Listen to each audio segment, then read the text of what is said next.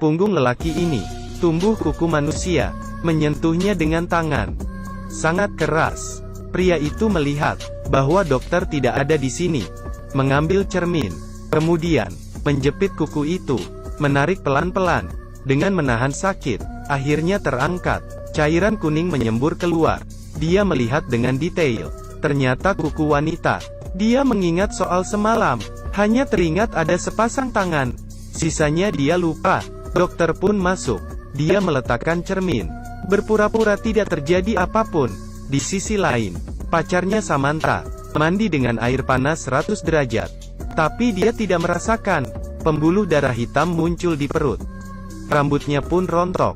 Di perjalanan kerja, membuka kacamatanya, mata menjadi merah. Samantha terkejut, tetapi karena dia suka bekerja, tetap pergi ke resto, dan memotong sayur.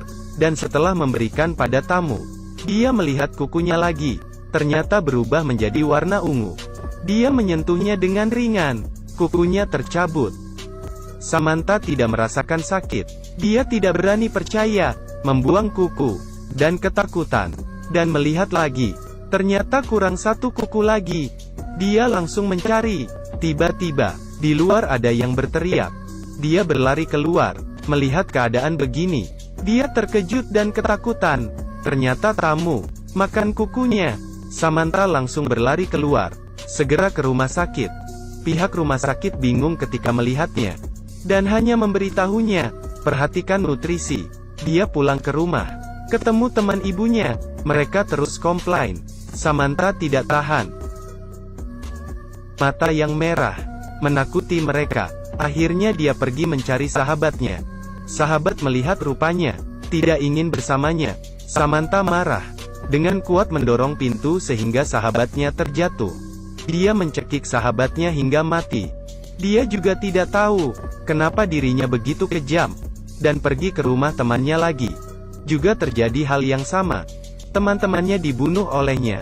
Samantha memakai alat rias temannya, mencoba menyembunyikan kengerian di wajahnya. Tetapi malah semakin menakutkan. Dia semakin menggila, menyetir dengan cepat. Otaknya terus keluar gambaran yang horor. Dia mulai pingsan, tetapi suara mobil semakin kuat. Sebuah suara keras. Samantha berhenti.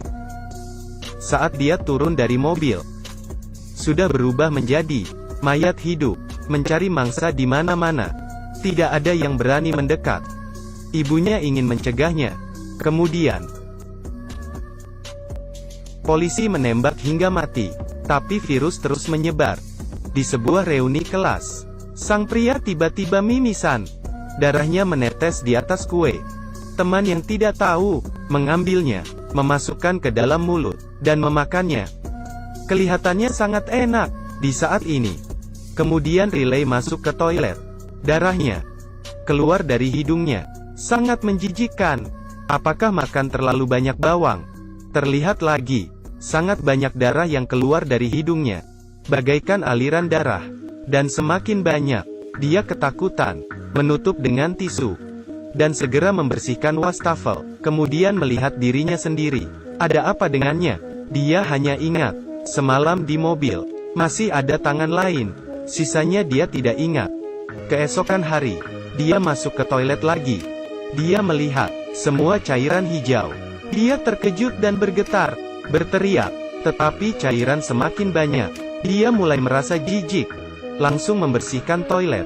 Tiba-tiba, suara di telinga, membuatnya kesakitan. Dia sampai menabrak pintu. Saat bangun lagi, mata kiri berubah menjadi merah.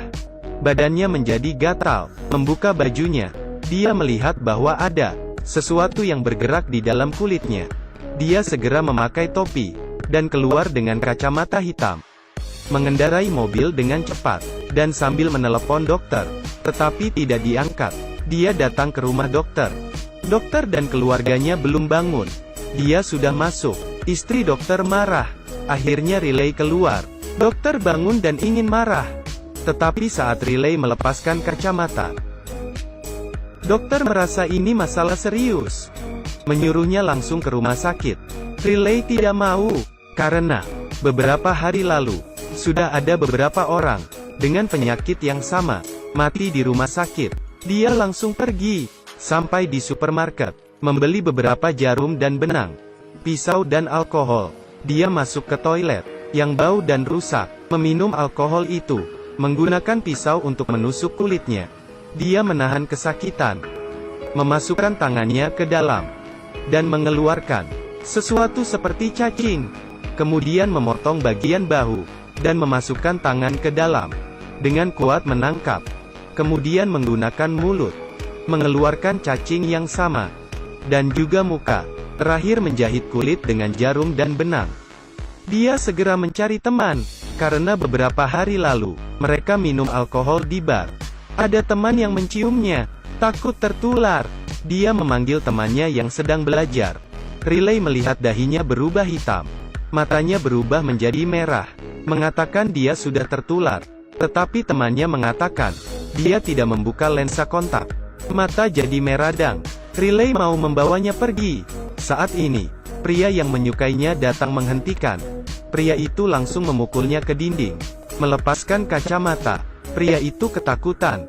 Saat menjelaskan, temannya pergi membujuk. Tiba-tiba darah keluar. Pria itu terkejut dan takut. Riley membawa temannya pergi. Apa ide dari mereka?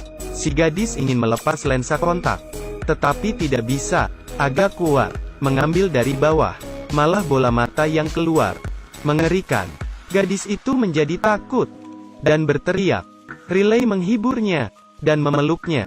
Mereka berdua terinfeksi oleh virus misterius. Dan Riley pernah melihat pelaku virus. Mereka berencana mencari orang itu dulu. Mereka pergi mencari kontak antara pelaku. Yang membuka pintu adalah seorang pria. Riley langsung mengatakan ingin membeli pistol. Pria itu menjawab hanya menjual obat terlarang.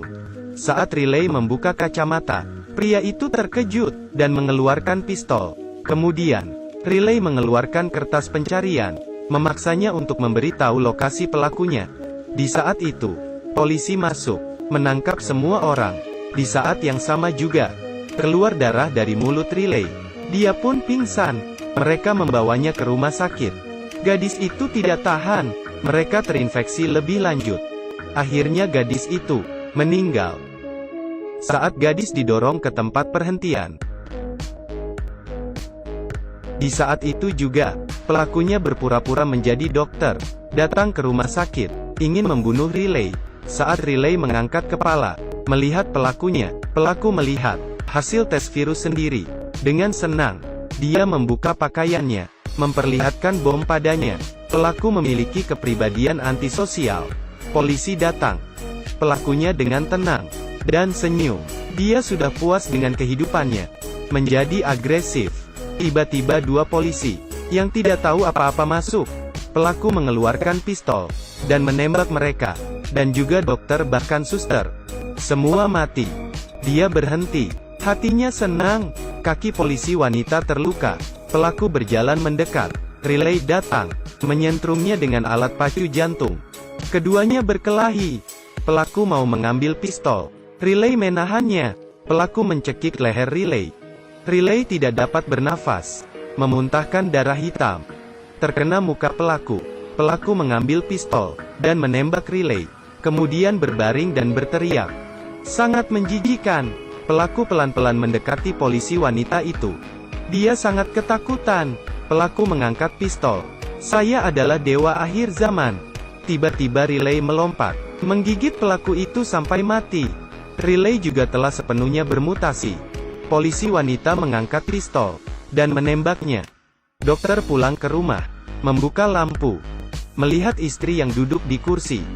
Sudah bermutasi, dan di perutnya, ada sesuatu yang sedang berjuang.